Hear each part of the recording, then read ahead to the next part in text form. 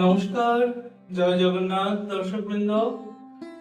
আমি শ্রী চরণ ভট্টাচার্য দেব শর্মা, আর আপনারা দেখছেন শ্রী রাধারমন লালজি ইউটিউব পরিবারের এক বিশেষ নিবেদন, ধারাবাহিক করুণাবতার ছোট্ট নিমায়ের আজ 21তম পর্ব। আপনাদের সকলের সামনে আজকে ধারাবাহিকের 21তম পর্ব নিয়ে আমি উপস্থিত হয়েছি। এই 21তম পর্বের মাধ্যমে আজ থেকে আমাদের ধারাবাহিকের মূল উৎস পূজ্যপাদ শ্রী শিশির কুমার ঘোষ মহাশয় কর্তৃক বিরচিত শ্রী অমিয় নিমায় চরিত গ্রন্থের তৃতীয় খণ্ডের শুভারম্ভ হচ্ছে। গত পর্ব অর্থাৎ আমাদের জগাই মাথায় উদ্ধার লীলা এই পর্বের মাধ্যমে প্রথম খণ্ডের বিশ্রাম হয়েছেন। আজ দ্বিতীয় খণ্ডের শুভারম্ভ। তবে চলুন শুরু করা যাক। ॐ अखण्डमण्डलाकारं व्याप्तमेन चराचरम् तत्पदं दर्शितं येन तस्मै श्रीगुरवे नमः। आजानुलम्बितभुजौ कनकावदातौ संकीर्तनैकपितरौ कमलायताक्षौ विश्वंभरौ द्विजवरौ युगधर्मपालौ वन्दे जगत्प्रियकरौ करुणावतारौ आनन्दलीलामय विग्रहाय हेमापतिवत्सवे सुन्दराय तस्मै महाप्रेमरसप्रदाय श्रीचैतन्यचन्द्राय नमो नमः। जस्वैव पदाम्बुजभक्तिलब्धप्रेमाविधान परमपूमर्थः तस्मै जगन्मङ्गलाय श्रीचैतन्यचन्द्राय नमो नमः। नित्यानन्दमहं वन्दे कर्णिलम्बितकुण्डलं चैतन्याग्रजरूपेण पवित्रीकृतभूतलम्। ॐ सर्वमङ्गलमाङ्गल्ये शिवे सर्वार्थस्वातिके शरण्ये त्र्यम्बके गौरी नारायणी नमस्ते।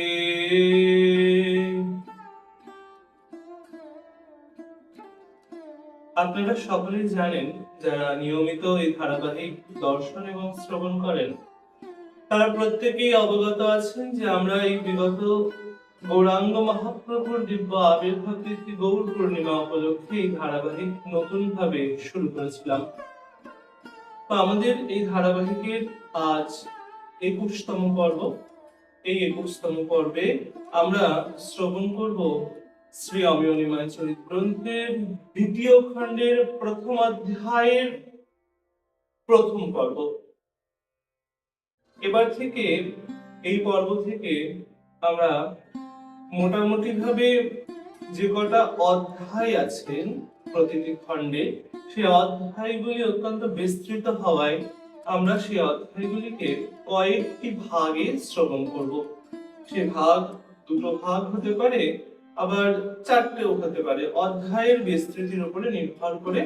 এবার আমরা সেই অধ্যায়গুলি 2 থেকে 3 ভাগ করে শ্রবণ করব। আজ শ্রী অমিয় নিমায় চরিত গ্রন্থের দ্বিতীয় খণ্ডের প্রথম অধ্যায়ের প্রথম পর্ব। আর শ্রী সদ্গুরুদেব ভগবানের কৃপায় পতিত উদ্ধারণ নিতাই গৌর ভগবানের ইচ্ছায় আমাদের এই ধারাবাহিক আসবেন প্রতি বৃহস্পতিবার ঠিক রাত্রি 9টায়। শুরু হচ্ছেন পূজ্যপাদ শ্রী শিশির কুমার ঘোষ মহাশয় কর্তৃক বিরচিত শ্রী অমিয় নিমায় চরিত গ্রন্থের দ্বিতীয় খণ্ডের প্রথম অধ্যায়ের প্রথম পর্ব।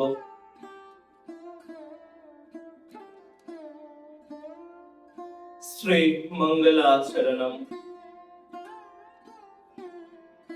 আমি নিম্নের 4টি বন্দনামালা মঙ্গলময়ের শ্রী চরণে অর্পণ করিলাম।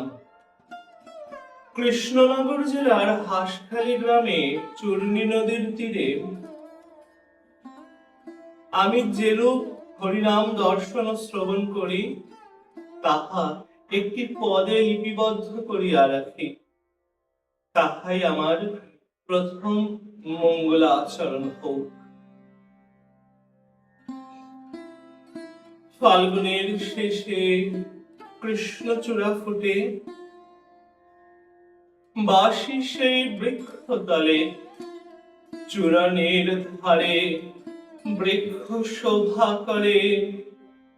আছেন আপনা ভুলে পুঁথি এক হাতে, গৌর কথা তাতে, পহিলা পরছি লীলা। আখরে আখরে কত মধু ঝরে, অঙ্গ এলাইয়া গেলা। এমন সময় পাখি উড়ে যায়, নামটি হলিদা পাখি। উড়ি যায় চলে, মুখে হরি বলে, ডালেতে বসিল দেখি। আর কত পাখি ডালেতে বসিয়া সেই সঙ্গে হরি বলে। অচেতন মত চিত চমকিত, চাহি দেখি মুখ তুলে। সব পাখি মিলে মুখে হরি বলে, আর কিছু নাহি শুনি। ক্রমে হরিনাম বাড়িয়া চলিল, চারিদিকে হরিধ্বনি। আকাশে তাকাই, দেখিবারে পাই, মোটা মোটা আখরেতে আকাশ ভরিয়া হরিদ্রা বর্ণের হরিনাম লেখা তাতে। শ্রবণ আমার নাহি শুনে আর, শুধু হরিনাম বিনে। যেদিকে তাকাই দেখিবারে পাই, অঙ্কিত হরির নামে। ভাবিলাম মনে, এই ত্রিভুবনে সকলেই গাইছে গুণ। বলাই কেবল দিন গোয়াইল, বিষয়েতে দিয়া মন।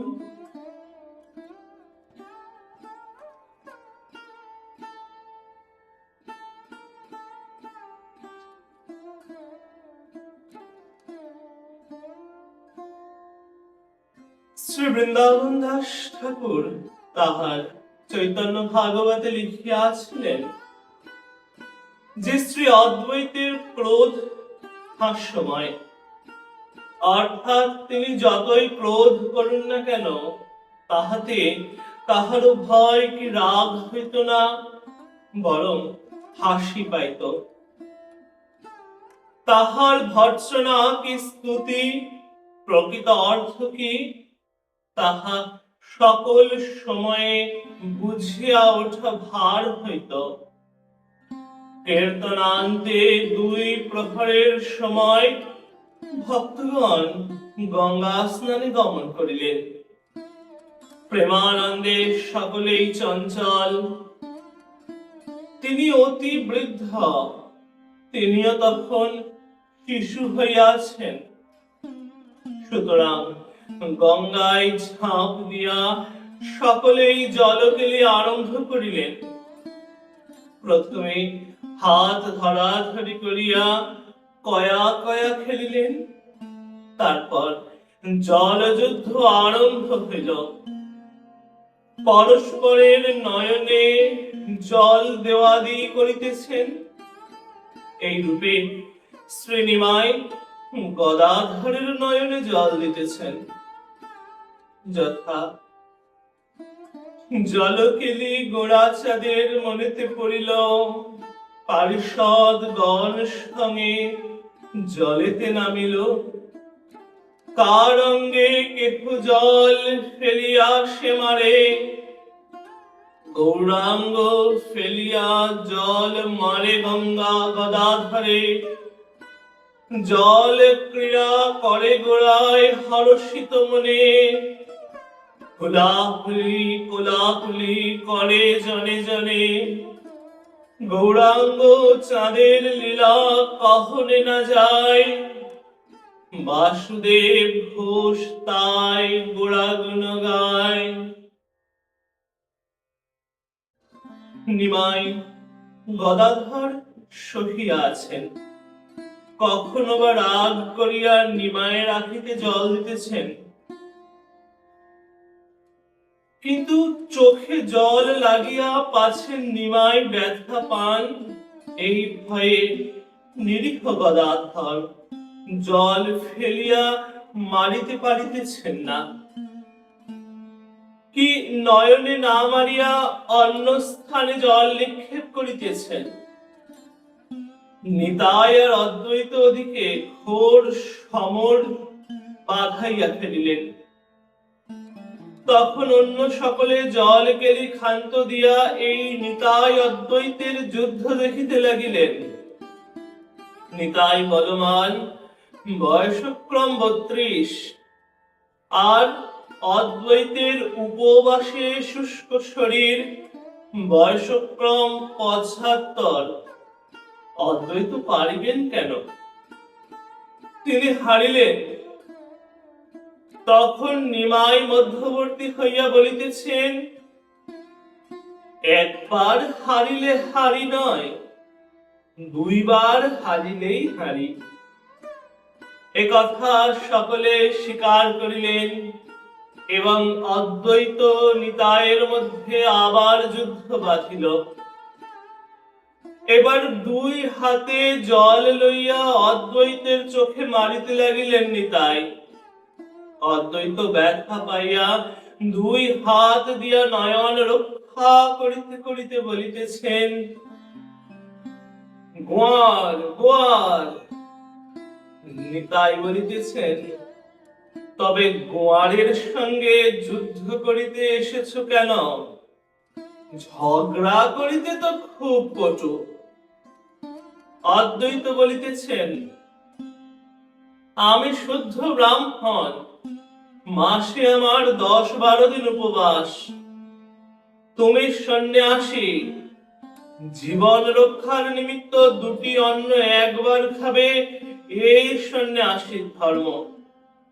কিন্তু দিবানিশি মুখখানি কেবল চলিতেছে, তোমার সঙ্গে আমি কেমন করে পারিব?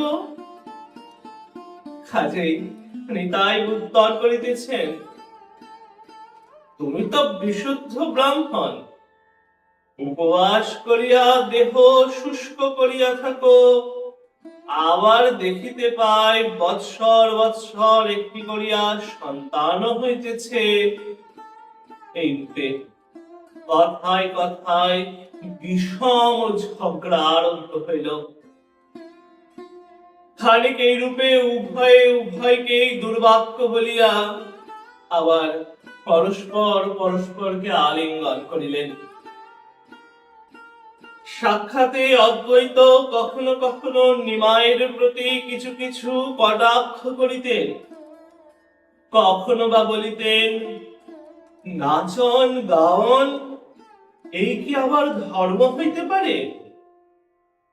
কখনো বা বলিতেন, কলিকালে আবার অবতার কোন শাস্ত্রে আছে?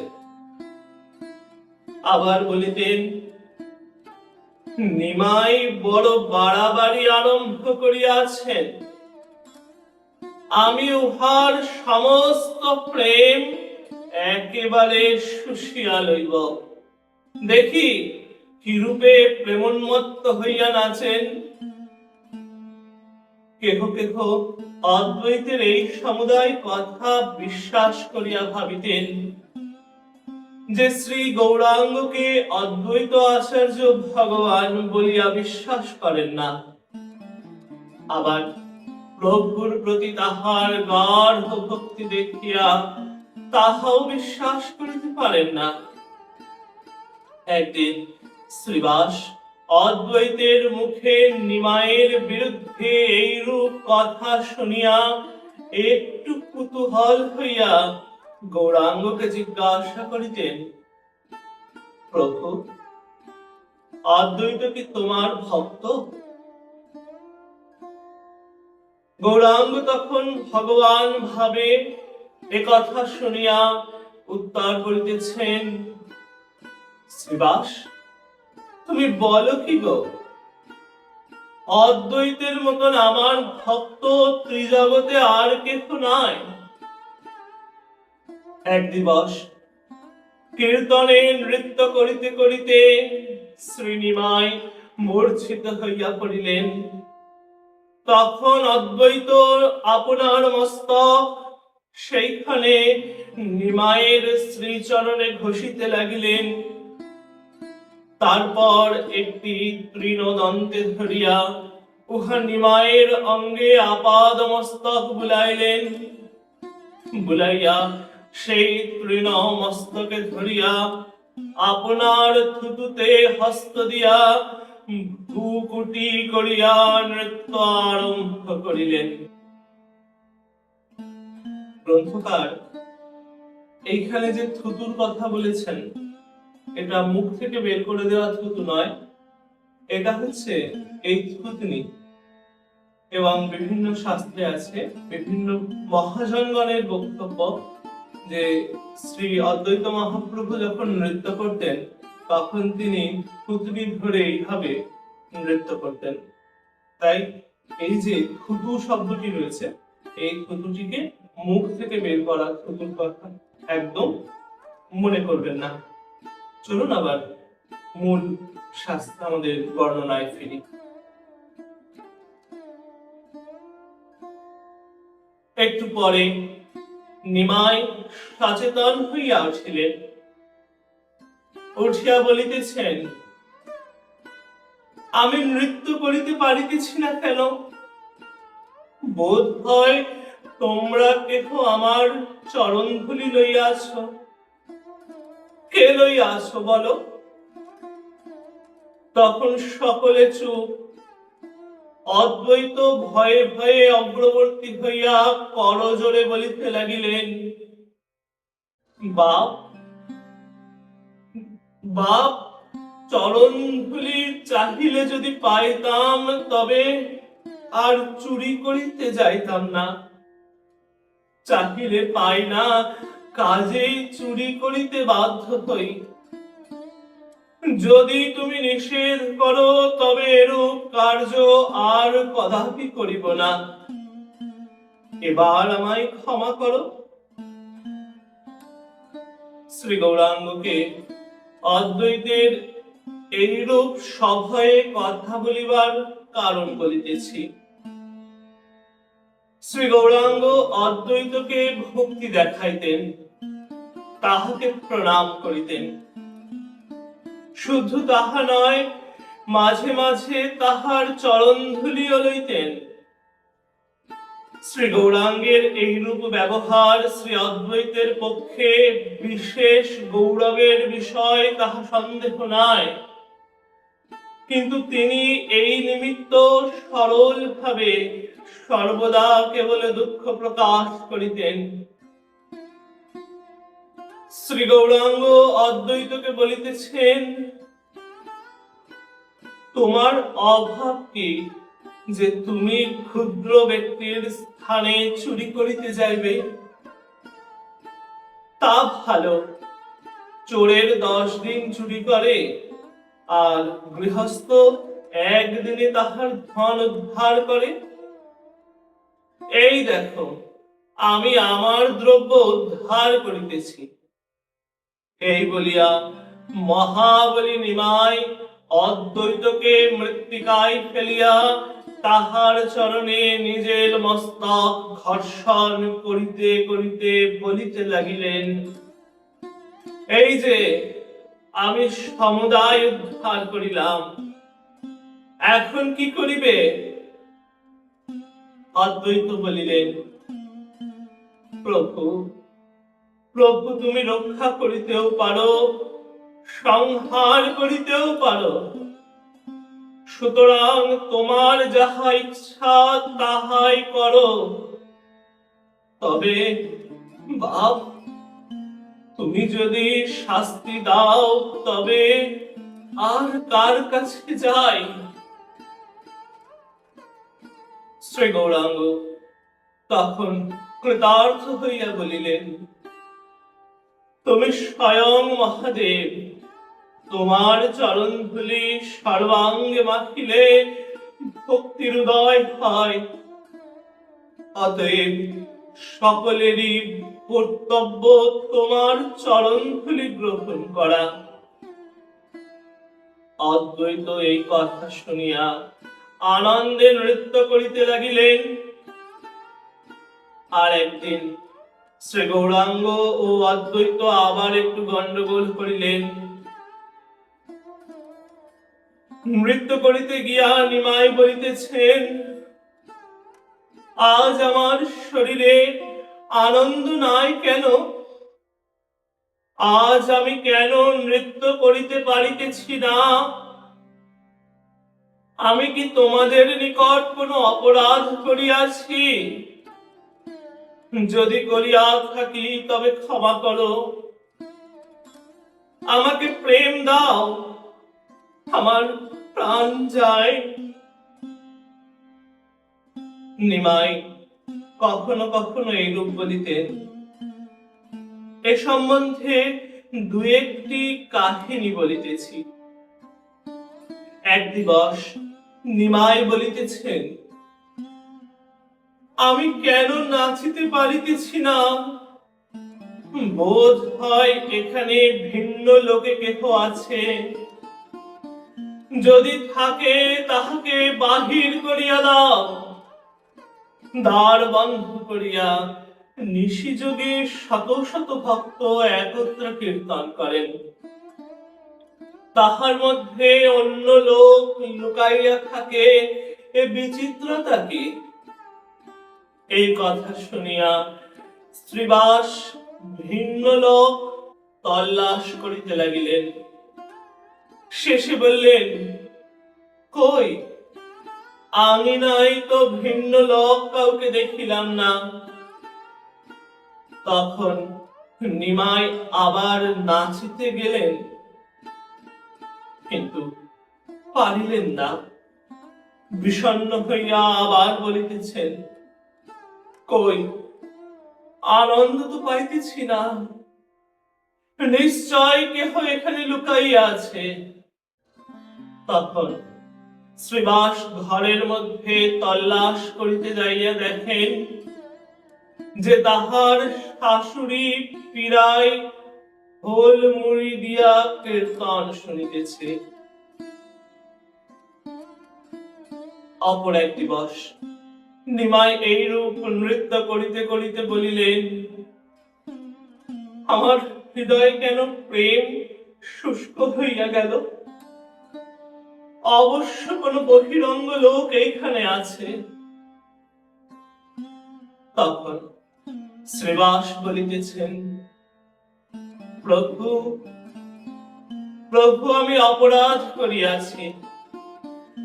একজন সাধু কীর্তন দেখিবার জন্য বড়ই অনুরোধ করাই তাহাকে ভালো লোক ভাবিয়া তোমার বিনা অনুমতিতে এইখানে আসিতে দিয়াছি। প্রভু প্রভু আমায় ক্ষমা করো। ইনি ভালো লোক, শুধু দুগ্ধ পান করেন। নিমাই স্থির হইয়া শুনিতেছিলেন, কিন্তু শ্রীবাস যখন বলিলেন যে তিনি শুধু দুধ খাইয়া জীবন ধারণ করেন, তখন প্রভু একটু ব্যঙ্গস্বরে বলিলেন, দুধ খাইয়া জীবন ধারণ করিলে ভগবানকে পাওয়া যায় না। অতএব তোমার সাধুকে এখান হইতে যাইতে বলো। প্রভুর ভাব দেখিয়া ভক্তগণ সেই ভালো মানুষ ব্রাহ্মণটিকে বলপূর্বক আঙিনার বাহির করিয়া দিয়া কপাট বন্ধ করিয়া দিলেন। কিন্তু সেই ভদ্রলোকটি এইরূপ অপমানিত হইয়াও কিছুমাত্র দুঃখ পাইলেন না, বরং তাহার মনে হইল বিনা অনুমতিতে আসিয়া তিনি বিশেষ অপরাধ করিয়াছেন। আবার ভাবিতেছেন, যে অদ্ভুত ব্যাপার দেখিলাম, ইহা অনুভবনীয়। মনুষ্য, এই মনুষ্য কর্তৃক এরূপ কাণ্ড তো হইতেই পারে না। কাজেই শ্রীনিমাই পণ্ডিত যে স্বয়ং ভগবান, তাহার আর সন্দেহ নাই। কারণ এত শক্তি সাধারণ জীবের সম্ভবে না। এখন সেবা করিয়া তাহার কৃপা পাত্র হইব, ইহাই ভাবিতে ভাবিতে ব্রাহ্মণ মহাহৃষ্ট মনে গমন করিতেছেন। এমন সময় পুনরায় দ্বার উদ্ঘাটন করিয়া একজন ভক্ত আসিয়া তাহাকে ডাকিয়া বলিলেন, ওহে ব্রাহ্মণ, প্রভু তোমায় ডাকিতেছেন। এই কথা শুনিয়া ব্রাহ্মণ দ্রুত পদে ভিতরে যাইয়া শ্রী গৌরাঙ্গের চরণে পড়িলেন। প্রভু বলিতেছেন, ওঠো, তোমার কিছু অপরাধ নাই। আমি তোমাকে পরীক্ষার নিমিত্ত দণ্ড করিয়াছিলাম। তুমি দণ্ড পাইয়া বিরক্ত না হইয়া আমাকে কৃতার্থ মনে করিয়া যাহা ভাবিতে ভাবিতে যাইতেছিলে, তাহা আমার গোচর হইয়াছে। আমি যে বলিয়াছি, দুগ্ধ পান করিয়া জীবন যাপন করিলে শ্রী ভগবানকে পাওয়া যায় না, সে ঠিক কথা। তবে তুমি যে সেবা করিয়া শ্রী ভগবানের চরণ লাভ করিবে সংকল্প করিয়াছ, সেই নিমিত্ত তোমাকে আলিঙ্গন দিব। ইহা বলিয়া ব্রাহ্মণকে উঠাইয়া আলিঙ্গন দিলেন। আর ব্রাহ্মণ তদ্দণ্ডে প্রেমধন পাইয়া আনন্দে মূর্ছিত হইয়া পড়িলেন। সেই হইতে ব্রাহ্মণ চিরদিনের জন্য শ্রী গৌরাঙ্গের দাস হইলেন। পাঠকগণ স্মরণ রাখিবেন যে সকলে একভাবে ভাবান্বিত যদি না হইলে কীর্তনে কি কৃষ্ণ কথায় তরঙ্গ উঠিবার ব্যাঘাত হয়। এখন শ্রী গৌরাঙ্গের সঙ্গে শ্রী অদ্বৈতের গন্ডগোলের কথা বলিতেছি। এক রজনীতে প্রভু নৃত্যে সুখ পাইতেছেন না বলিয়া কাতর হইয়া বলিতে লাগিলেন, আমি কি অপরাধে প্রেম হারাইলাম? অদ্য কি রাজপথে পুলকের সঙ্গ হইয়াছিল? না, তোমাদের নিকট কোনো অপরাধ করিয়াছি। আমি বড় দুঃখ পাইতেছি। তোমরা কৃপা করিয়া আমার অপরাধ মোচন করিয়া আমাকে একটু প্রাণ দাও, প্রেম দাও। ওই প্রেম দিয়া আমার প্রাণ রক্ষা করো। এই যে ভক্তগণ নৃত্য করিতেছেন, ইহা প্রেমের শক্তিতে। যাহার হৃদয়ে কোনো কারণে প্রেম শুষ্ক হইয়া গিয়াছে, তিনি কপট নৃত্য ব্যতীত প্রকৃত নৃত্য করিতে পারেন না। হঠাৎ কাহার হৃদয়ে কোনো কারণে প্রেম শুষ্ক হইলে, সুরন্মত্ত ব্যক্তির মাদকতা ছুটিলে যেরূপ দুঃখ হয়, সেই জাতীয় ক্লেশ হইয়া থাকে। তাহার প্রেম কপট ও খোঁয়ারি হয়। শ্রী গৌরাঙ্গের এই কথা বলিতে বলিতে এবং সকল ভক্ত শুনিলে প্রত্যেকে ভীত ও দুঃখিত হইয়া এই সমুদায় কথা শুনিতেছেন, কিন্তু শ্রী অদ্বৈত প্রেমে ডগমগ হইয়া নৃত্য করিতেছেন। তখন নিমাই বিনীত ভাবে শ্রী অদ্বৈতকে বলিলেন, গোসাই, তুমি প্রেমে নৃত্য করিতেছ, কিন্তু আমি শ্রীবাস প্রেমধ্বনি বঞ্চিত হইয়া ভয়ানক দুঃখ পাইতেছি। তুমি প্রেমের ভান্ডারী শ্রীপাদ নিত্যানন্দ তোমার নিকট প্রেম পাইয়া নাচিতেছেন। তিলি মালি পর্যন্ত তোমার কৃপায় প্রেম সুখ ভোগ করিতেছে। কেবল আমি আর শ্রীবাস তোমার কৃপা হইতে বঞ্চিত হইলাম। গোসাই, গোসাই কৃপা করো গোসাই, নতুবা প্রাণ যায়। অদ্বৈত গৌরাঙ্গের এই কথায় ভ্রুক্ষেপ না করিয়া পুনরায় ধুতনিতে হাত দিয়া আনন্দে নৃত্য করিতে লাগিলেন। তখন প্রভু কতক ব্যঙ্গ কতক বিরক্ত ভাব প্রকাশ করিয়া বলিতেছেন, গোসাই, গোসাই, তুমি আমাকে প্রেম ধন যদি না দাও, তবে তোমার সমুদায় প্রেম চিরদিনের তরে সম্পূর্ণরূপে শুষিয়া লইব। এই যে প্রেম শুষিয়া লইব, ইহা শ্রী অদ্বৈতের কথা।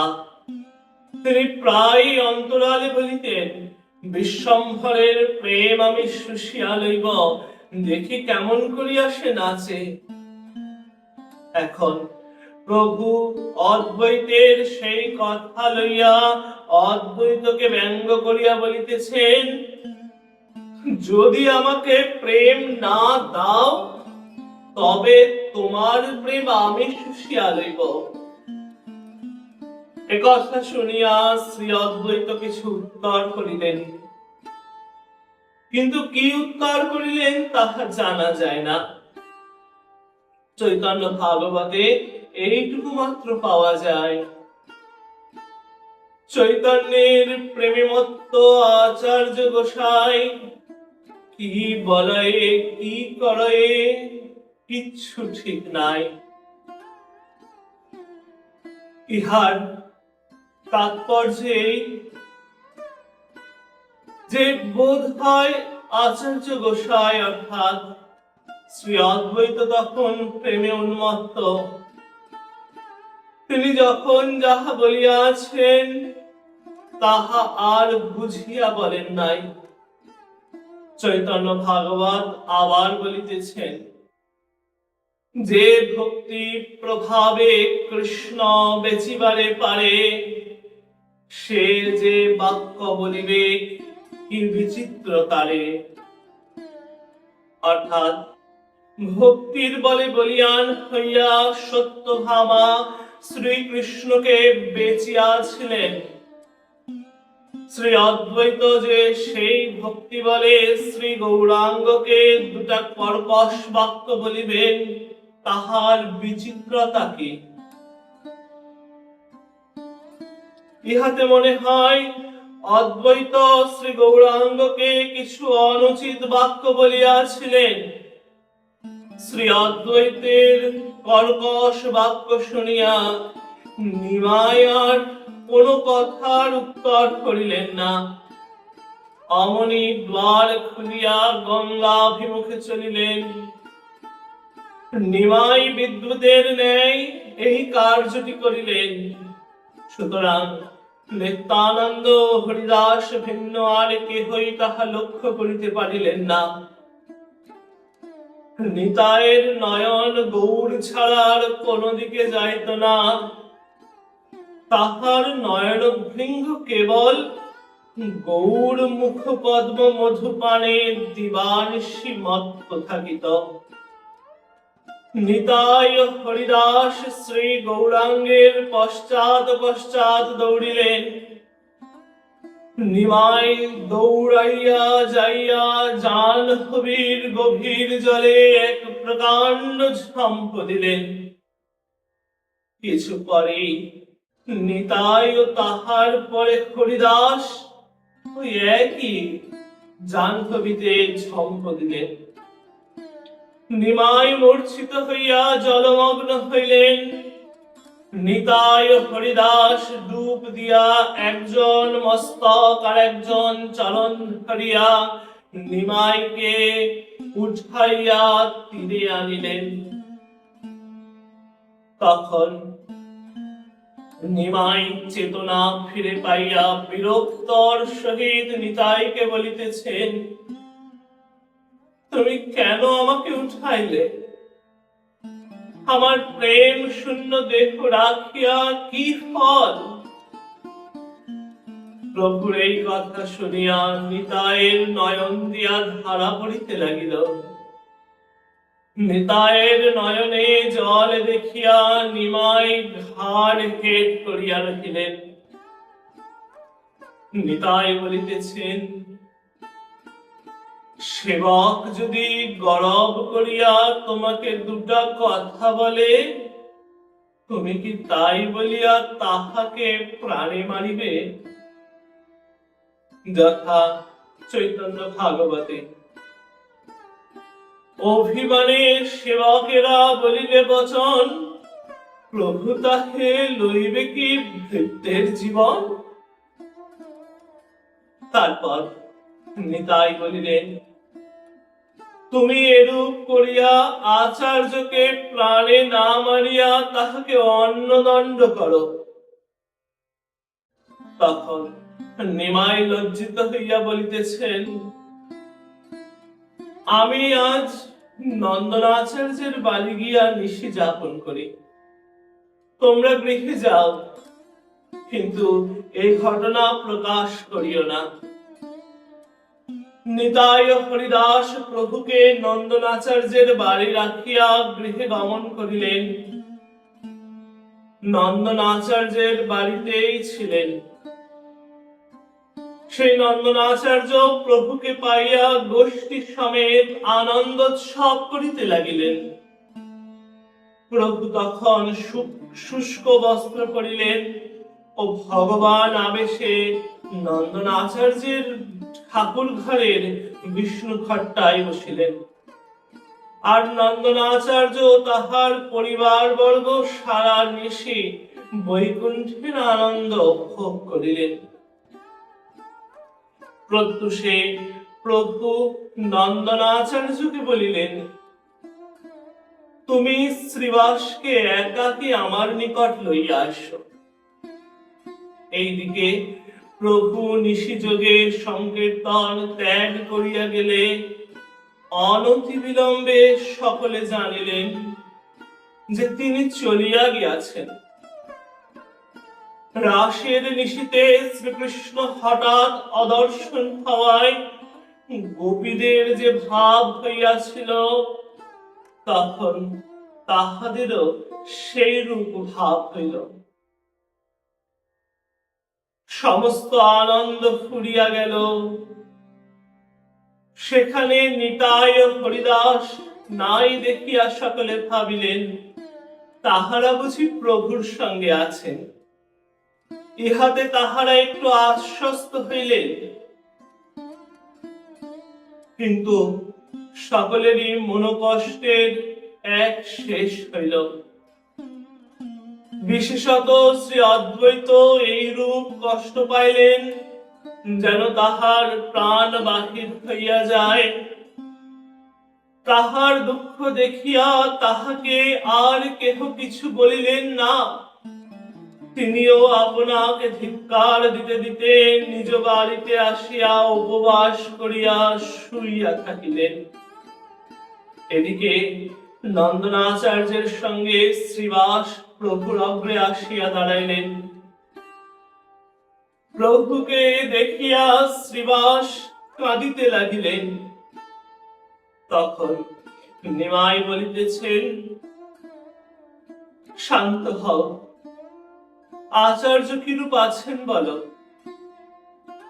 শ্রীবাস বলিলেন, আচার্য উপবাস করিয়া পড়িয়া আছেন। যেমন অপরাধ তিনি সেইরূপ দণ্ড পাইয়াছেন।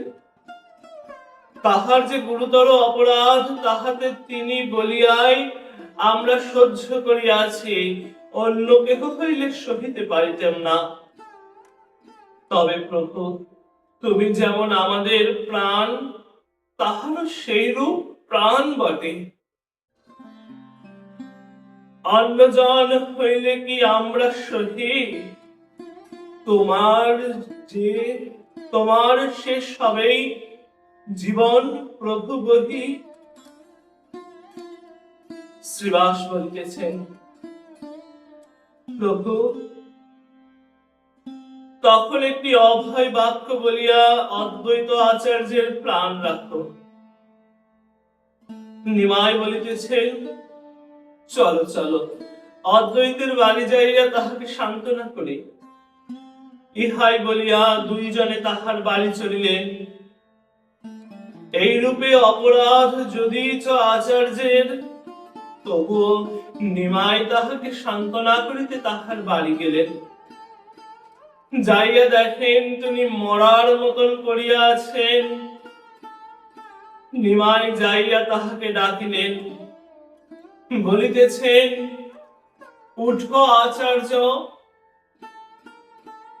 এই আমি বিশ্বম্ভর। আচার্য একই অপরাধী। তারপর প্রভুর এইরূপ দৈন্য, সৌজন্য, মহত্ব, কৃপা দেখিয়া অনুতাপানলে ও লজ্জায় একেবারে মরিয়া গেলেন। কথা কহিতে পারিতেছেন না।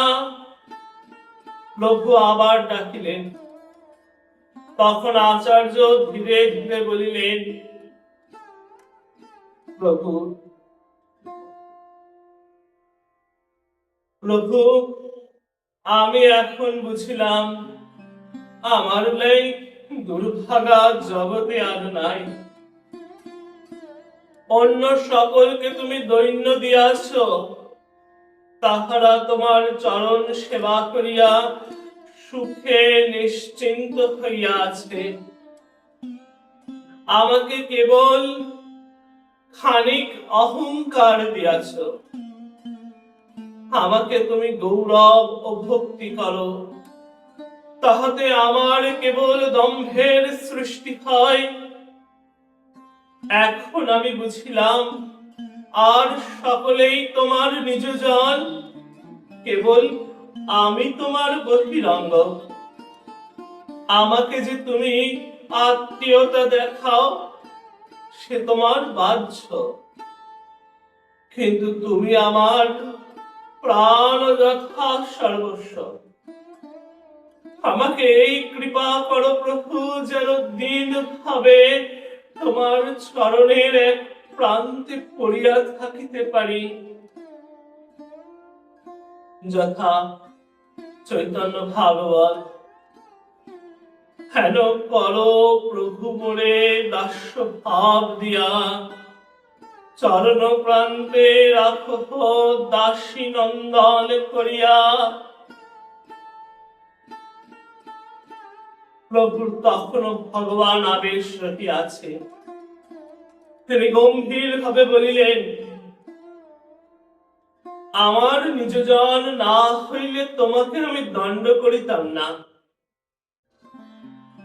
আমি আমার অনুগ্রহ পাত্রকে এই রূপে দণ্ড করিয়াছে কি? যথা অপরাধ দেখি কৃষ্ণ যারে দণ্ড করে, জন্মে জন্মে দাস সেই বলিল তোমারে। তখন অদ্বৈত উঠিয়া আনন্দে বাহু তুলিয়া নৃত্য করিতে করিতে বলিতেছেন, আজ আমি প্রভুর দণ্ড পাইয়া শ্রীকৃষ্ণের দাস হইলাম। আজ জানিলাম শ্রীকৃষ্ণ আমাকে ভুলেন নাই। একটি প্রবাদ আছে যে শ্রী ভগবান বলিতেছেন, যে করে আমার আশ তারই করি সর্বনাশ, তবু নাহি ছাড়ে পাশ তার হই দাসের দাস। যদি যিনি ভগবানের শ্রীপাদ পদ্মমধু আস্বাদন করিয়াছেন, তিনি দুঃখ পাইলেও শ্রী ভগবান তাহাকে বিস্মিত হয় না। ইহাই মনে হইলে ভক্তগণ আনন্দিত হয়, আর তখন ভক্তের নিকট ভগবান হার মানেন। মহাপ্রকাশের সময় শ্রী গৌরাঙ্গ তাহার অতিবৃদ্ধা জননীর মস্তকে শ্রীপাদ দিয়া বলিয়াছিলেন যে আদ্যাপি আমি তোমায় প্রসাদ করিলাম। আবার এই প্রকাশ অবস্থায় শ্রী নিমাই দিন হইতে দিন, তখন তাহার দৈন্য ও কাতর ভাব যিনি দেখিতেন, তাহার হৃদয় বিদীর্ণ হইয়া যাইত। তবে অপ্রকাশ অবস্থায় তিনি বিশেষ গুরুজন ব্যতীত অপর কাহাকেও প্রণাম করিতেন না, কারণ তাহা করিলে তাহার ভক্তগণ ক্লেশ পাইতেন। কিন্তু তাই বলিয়া তিনি অন্য কাহকেও তাহার চরণে প্রণাম করিতে দিতেন না। কেহ প্রণাম করিলে তিনিও প্রণাম করিতেন, কাজেই ভয়ে কেহ তাহাকে প্রণাম করিত না। শ্রী ভগবান আবেশে যে নিমাই অতি বৃদ্ধা জননীর মস্তকে শ্রীপদ দিয়াছিলেন, অন্য অবস্থায় তাহার কিরূপ দৈন্য ও গুরুজন প্রতি কিরূপ ভক্তি, তাহা একবার শ্রবণ করুন। এক দিবস শ্রী গৌরাঙ্গ সংকীর্তনান্তে গঙ্গায় স্নান করিতে যাইতেছিলেন। এমন সময় একজন মান্যা ব্রাহ্মণ রমণী তাহার সম্মুখে নিপাতিত হইয়া বলিলেন, তুমি সাক্ষাৎ শ্রী ভগবান, তুমি সাক্ষাৎ বৈকুণ্ঠপতি নারায়ণ, তুমি সাক্ষাৎ জগন্নাথ, জগৎ পিতা, সকলের আধার। আমাকে উদ্ধার করো প্রভু, আমাকে উদ্ধার করো নাথ।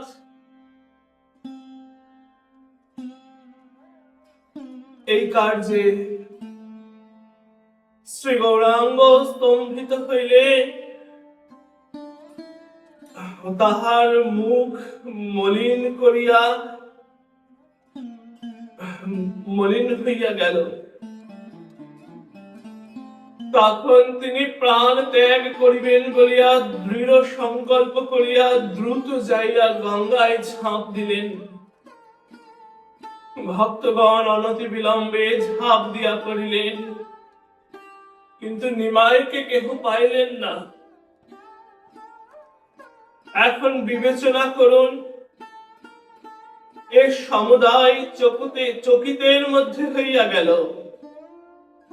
প্রভু যে জলে ঝম্প দিবেন কেহ তাহা দুঃস্বপ্নেও ভাবেন নাই। প্রভু ছুটিলেন, কিন্তু ভাবের অনুগত হইয়া তিনি মুহুর্মুহু এরূপ ছুটিতেন।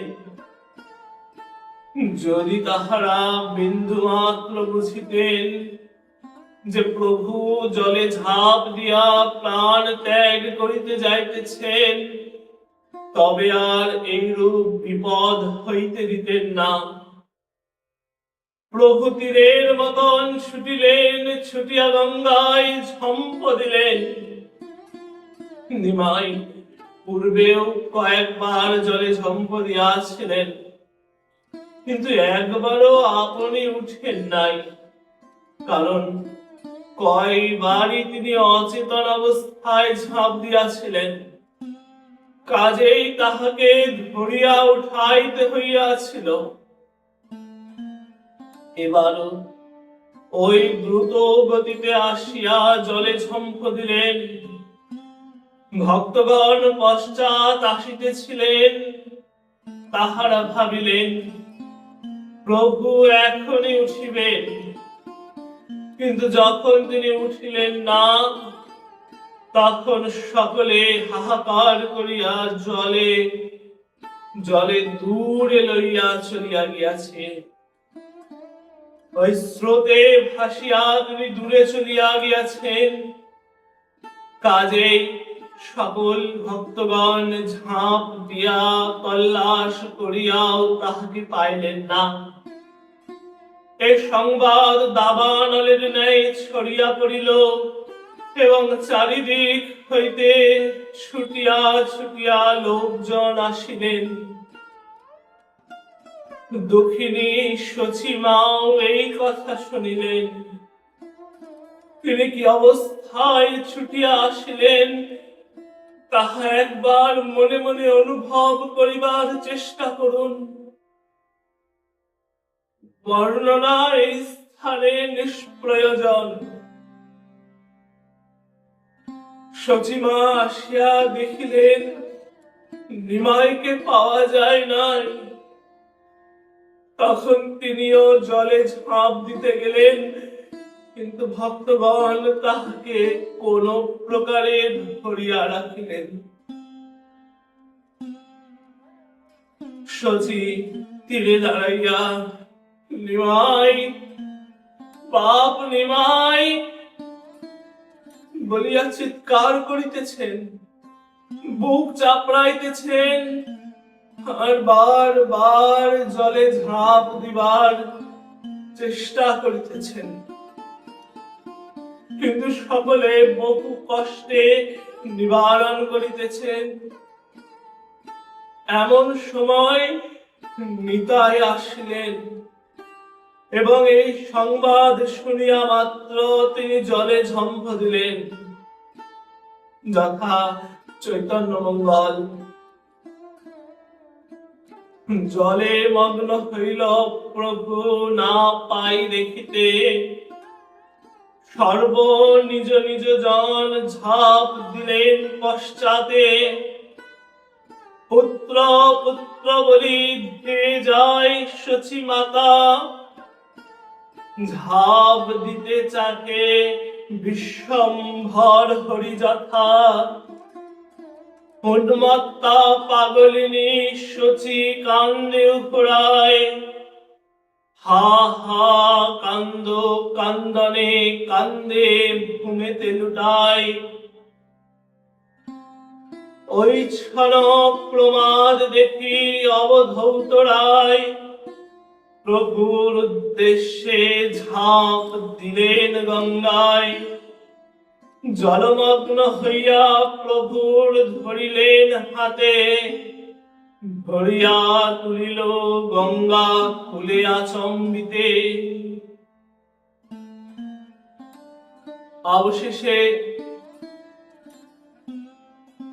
শ্রীমন নিত্যানন্দ প্রভুর তল্লাশ পাইলেন। প্রভুকে ধরাধরি করিয়া তীরে উঠানো হইল এবং একটু পরে তাহার চেতন হইল।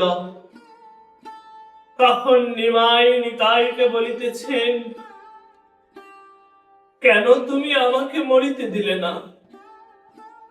আমার এই অপরাধময় দেহ রাখিয়া ফল কি? আমি জীবাধম, অতি মান্যা পূজ্যা ব্রাহ্মণ রমণী আমার চরণ ধুলি গ্রহণ করিলে। আমি কীটাণু কীট, অথচ আমায় বৈকুণ্ঠপতি শ্রীনারায়ণ কৃষ্ণ না জানি কি কি বলিয়া সম্বোধন করিলেন। ইহাতে আমি শ্রীকৃষ্ণের চরণে যে অপরাধ হইলাম তাহা হইতে নিস্তার পাইবার উপায় দেখিতেছি না। আমাকে তোমরা ছাড়িয়া দাও, আমি এই কলুষিত দেহ ত্যাগ করিব। ইহা বলিয়াই গৃহবল হইয়া প্রভু রোদন করিতে লাগিলেন। সকলে নানা মতে সাধ্য সাধনা করিতে লাগিলেন, কিন্তু কোন ক্রমেই নিমাই প্রবোধ মানিলেন না। মধ্যস্থানে নিমাই ররুদ্যমানা,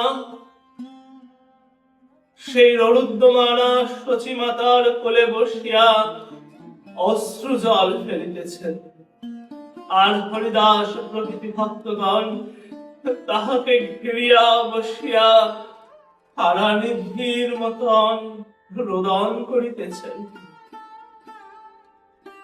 সকল যথাসাধ্য বুঝাইলেন, কিন্তু নিমাই কোন ক্রমে প্রবোধ মানিলেন না। প্রভুর হৃদয়ে তরঙ্গের পর তরঙ্গ আসিতেছে, তৃণ দিয়া কি গঙ্গার স্রোত বন্ধ করা যায়? ভক্তগণের প্রবোধে প্রভুর তরঙ্গ নিবারিত হইল না। নিমাই শ্রীকৃষ্ণ, বাপ আমি অপরাধী, তুমি আমার অপরাধ মোচন করিবার উপায় বলিয়া দাও। এ সমুদায় বিনয় বাক্য বলিয়া ধুলাই গড়াগড়ি দিতে লাগিলেন। নিমাইয়ের মনের ভাব অনুভব করিবার চেষ্টা করুন, যদিও বা ইহা সাধারণের পক্ষে অনুভবনীয় অসাধ্য, তবু চেষ্টা করিবার চেষ্টা করিতে তো অপরাধ কিছু নাই। ভক্ত অবস্থায় নিমাইয়ের ন্যায় দিন ত্রিজগতে আর নাই।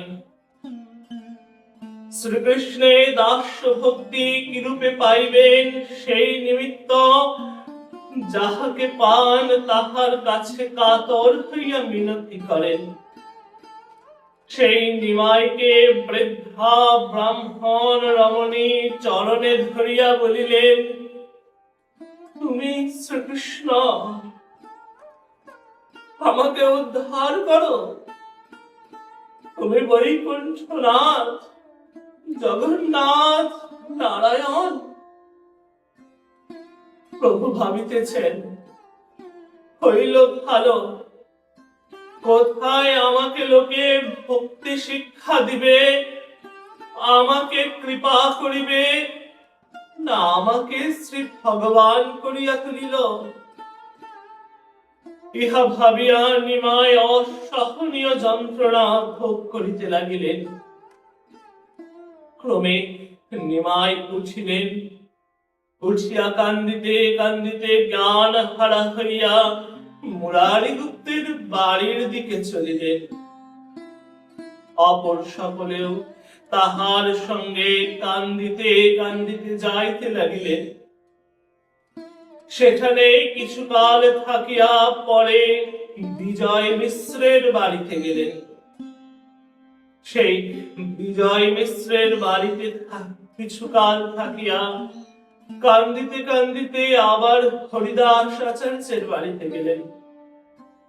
সেখানেও তাহার সঙ্গে সকলে গমন করিলেন। হরিদাস আচার্যের বাড়িতে সমস্ত নিশি রোদন করিয়া যাপন করিলেন। প্রভাত হইলে হরিদাস আচার্যের বাড়ি ত্যাগ করিয়া পুনরায় কান্দিতে কান্দিতে সুরধ্বনি গঙ্গার তীরে আসিলেন ও একখানি নৌকা পাইয়া গঙ্গা পার হইয়া উত্তর তীরে গেলেন এবং সমস্ত দিন রাত ধরিয়া রোদন করিয়া কাটাইলেন। এই ক্রমে ভক্তগণের অনুনয় বিনয়ে শান্ত হইয়া পরদিবস বাড়ি ফিরিয়া আসিলেন, তখন শচী দেবী ও শ্রীমতী বিষ্ণুপ্রিয়া প্রথা ভক্তগণ সকলে নিজেদের প্রাণনিধিকে ফিরিয়া পাইয়া দেহে প্রাণ পাইলেন। তবে আমাদের ধারাবাহিক করুণাবতার ছোট্ট নিমাইয়ের আজ 21তম পর্ব এবং পূজ্যপাদ শ্রী শিশির কুমার ঘোষ মহাশয় কর্তৃক বিরচিত শ্রী অমিয় নিমাই চরিত গ্রন্থের 2য় খণ্ডের প্রথম অধ্যায়ের প্রথম পর্ব এইখানে বিশ্রাম হলো। এই 2য় খণ্ডের এই প্রথম পর্ব থেকে, প্রথম অধ্যায় থেকে যে কটি অধ্যায় 2য় খণ্ড 3য় খণ্ডাদিতে রয়েছে, এর সমুদায় অধ্যায়ে কেবলমাত্র শ্রী গৌরাঙ্গ বিরহ লীলাই রয়েছে। যে লীলা পড়লে শ্রী গৌরাঙ্গের প্রতি প্রেম ভক্তি জাগ্রত তো হয়, এছাড়াও মনে বড় দুঃখ হয়। শ্রী গৌরাঙ্গের যা কিছু চঞ্চলতা, যা কিছু চপলতা, দুষ্টামি, সেগুলো সব প্রথম খণ্ডে আমরা কিছু কিছু শুনেছি। এইবার সম্পূর্ণটাই বিরহ লীলা বা আনন্দ লীলা। আমরা আগামী পর্বে এই 2য় খণ্ডের প্রথম অধ্যায়ের পরবর্তী অংশটুকু শ্রবণ করব। আজ এই চলচ্চিত্রটি এই অবধি বিশ্রাম করছি।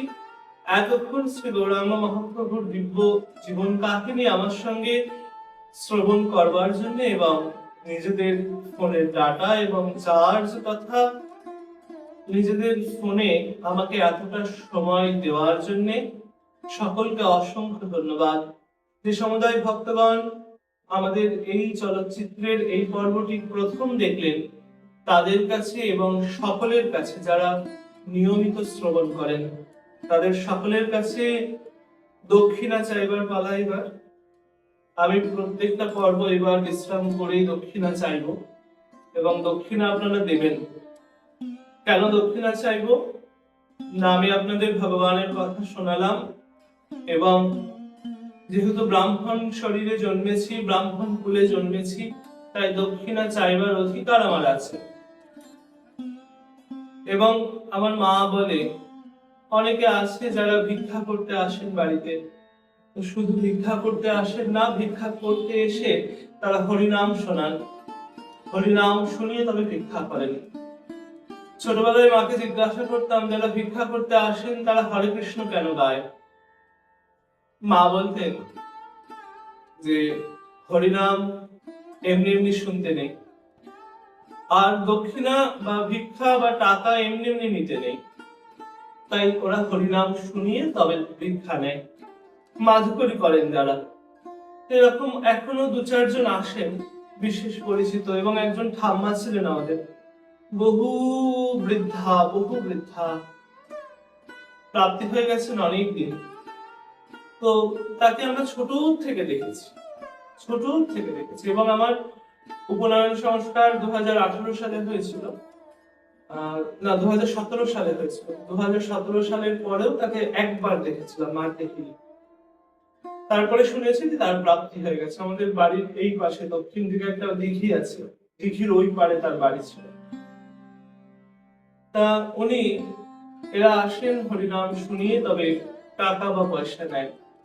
তা আমি এখানে আপনার কাছে টাকাও চাইছি না, পয়সাও চাইছি না, দক্ষিণা স্বরূপে একটা সাবস্ক্রাইব, লাইক আর একটা কমেন্ট চেয়ে নিচ্ছি। আশা করি আপনারা কৃপণতা করবেন না এবং একটা সাবস্ক্রাইব, লাইক, কমেন্ট করে দক্ষিণা দেবেন। আপনাদের কাছে এটা সামান্য একটু সময় লাগবে, আর এটা দিলে আপনাদের কাছে সামান্য ব্যাপার হলেও আমার মনোবল বাড়াতে একটু সাহায্য করে, আর এরকম চলচ্চিত্র নির্মাণ করতে আমি উৎসাহ পাই। তবে আজ আসি, পরবর্তী পর্বে বেশ তাড়াতাড়ি দেখা হচ্ছে। শুধু পরবর্তী পর্ব নয়, এছাড়াও অনেক ছোট বড় চলচ্চিত্রে বারংবার আপনাদের সঙ্গে দেখা হতেই থাকবে। আর এই ধারাবাহিক প্রতি বৃহস্পতিবার গুরু মহারাজের কৃপায়, ভগবানের ইচ্ছায় প্রতি বৃহস্পতিবার রাত্রি 9টায় আসবে। আজ চলি, আবার পরবর্তী ছোট বড় চলচ্চিত্রে আপনাদের সামনে উপস্থিত হব। ততক্ষণের জন্য জয় জয় শ্রী রাধে, জয় জগন্নাথ, ভজনে তাই গৌর রাধেশ্যাম, জপ হরে কৃষ্ণ হরে রাম, জয় মা।